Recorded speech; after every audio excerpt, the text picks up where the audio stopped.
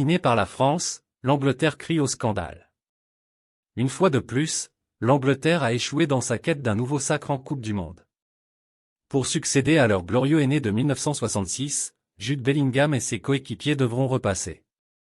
Défait samedi soir face à la France au stade des quarts de finale du Mondial 2022, 1-2, les Tri-Lions ont pourtant eu leur chance, mais un pénalty raté par Harry Kane les a privés d'une égalisation qui aurait bien pu tout changer. Amers, les supporters anglais n'ont pas tardé à concentrer leur désarroi sur un homme, l'arbitre.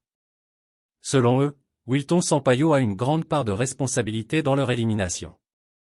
Ancienne gloire du football anglais devenue depuis figure médiatique, Gary Lineker n'a pas épargné l'officiel sur les réseaux sociaux. Un de ces jours, Justin, on aura peut-être une décision en notre faveur.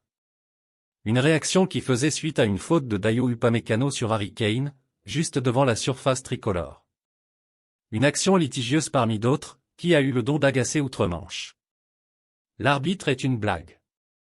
Lineker n'est pas le seul à avoir dit ce qu'il pensait à propos de l'arbitre brésilien.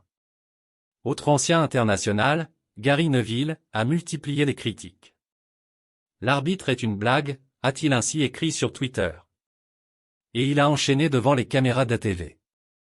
L'arbitre a été un cauchemar absolu. C'était une blague. Je ne dis pas qu'il est la raison de la défaite anglaise. Les gens vont dire que je cherche des excuses, mais c'était tout simplement un mauvais arbitre. Un sentiment pas loin d'être partagé par le camp français, comme l'a avoué Adrien Rabiot face à la presse, juste après la rencontre. J'ai trouvé l'arbitre limite, a ainsi concédé le milieu de terrain de la Juventus. Qualifié pour les demi-finales, le tricolore peut passer à autre chose. Pour les Anglais, la pastille reste coincée en travers de la gorge.